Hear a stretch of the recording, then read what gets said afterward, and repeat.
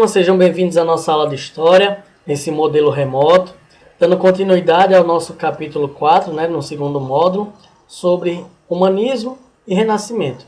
Na última aula falamos sobre humanismo, essa iremos tratar sobre o renascimento. Vamos lá? No período final da Idade Média, ocorreram diversas transformações sociais, políticas, econômicas e culturais na Europa. Elas foram tão profundas que mudaram a maneira de pensar das pessoas. Os antigos valores medievais passaram a ser questionados por cientistas, artistas, governantes e religiosos, pois pensavam que a capacidade humana estava acima do que era determinado pela Igreja Católica. Os europeus daquele período acreditavam viver em uma época de renovação, de renascimento intelectual, pois, para eles, a Idade Média representou um momento obscuro da história da humanidade.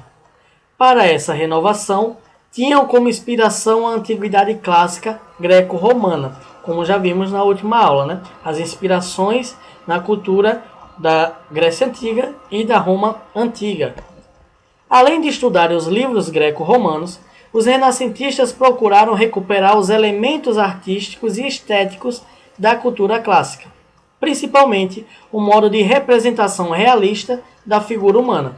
Muitos aspectos da mitologia clássica também foram retomados, criando uma mistura entre elementos pagãos e católicos. Uma das primeiras obras renascentistas com tema exclusivamente pagão é O Nascimento de Vênus, de Sandro Botticelli. Nessa pintura, foram representados diversos elementos cujas influências remetem a uma cultura clássica greco-romana. Aqui nós temos essa pintura, representando o nascimento de Vênus. Vênus, que era uma deusa do amor na mitologia romana. Então, se separando aí da crença cristã católica. O termo renascimento foi usado como sinônimo de renovação intelectual e artística ainda no século XVI.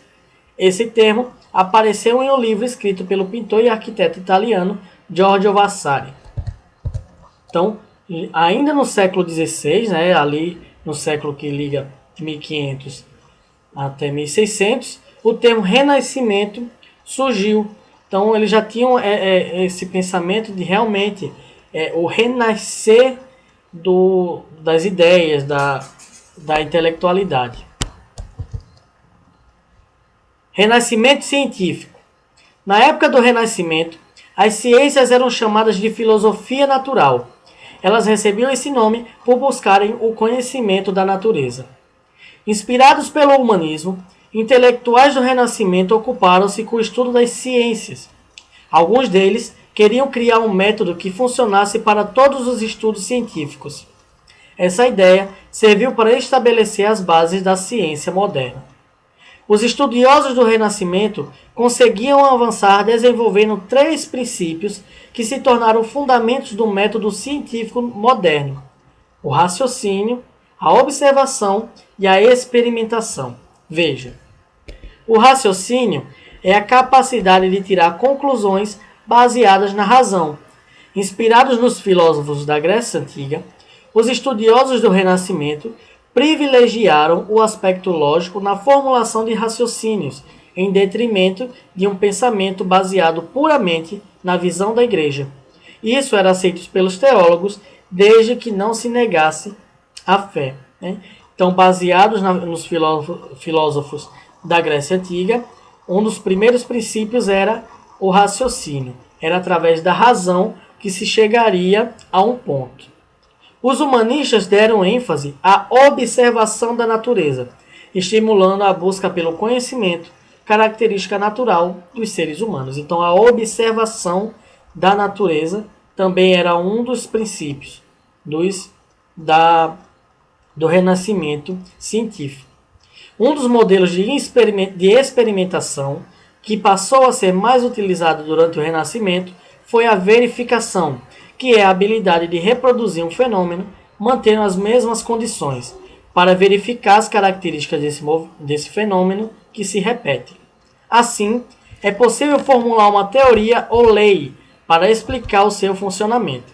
Os teólogos da Igreja Católica eram contra a experimentação, embora alguns padres tenham demonstrado sua importância.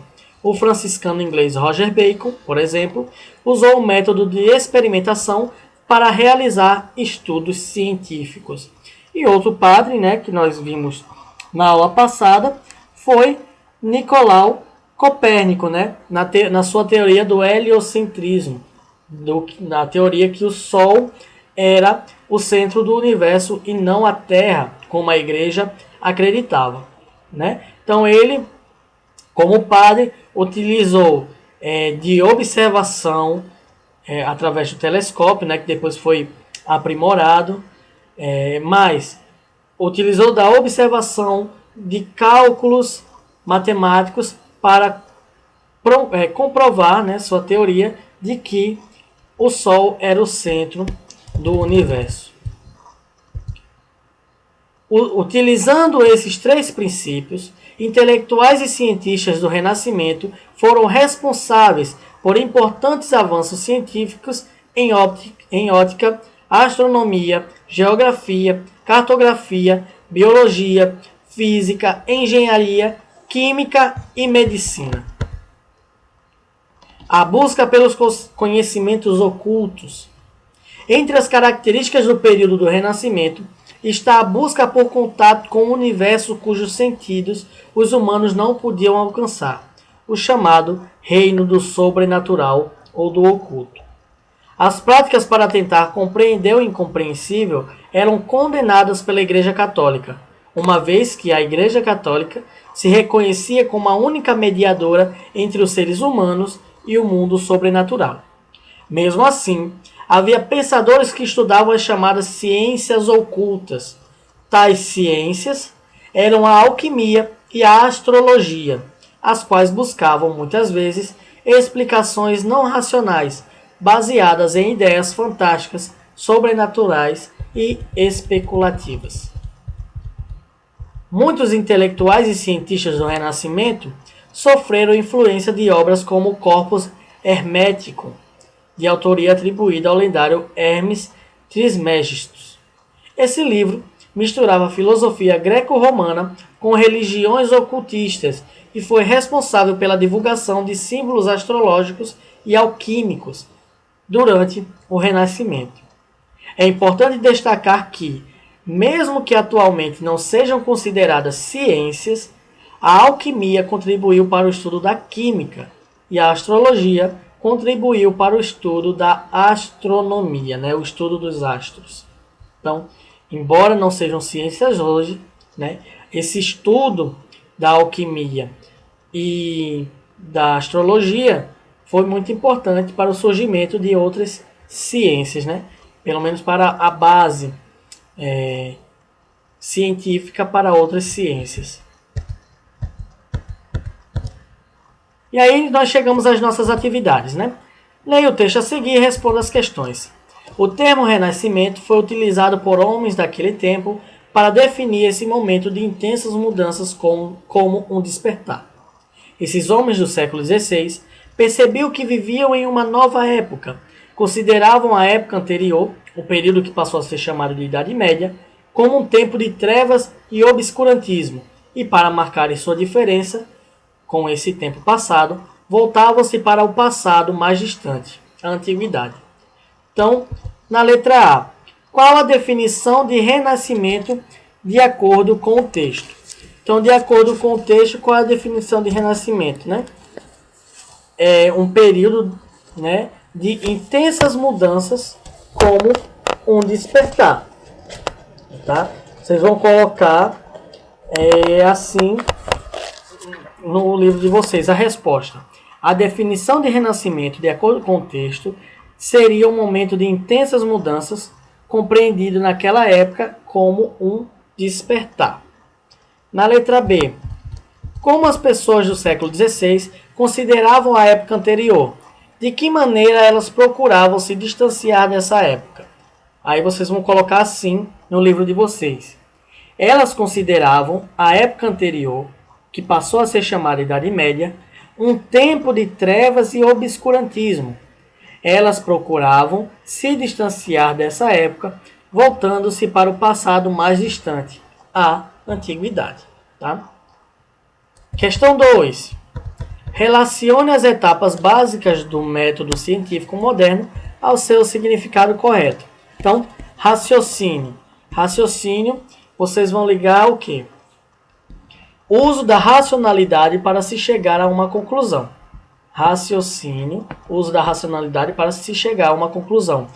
Observação, baseia-se na observação da natureza e dos fenômenos relacionados a ela. E experimentação, criação de leis ou de teorias com base na reprodução e na repetição de um fenômeno. Tá ok? Então vamos lá para a plataforma, onde temos mais uma atividade para nós fazermos. Valeu?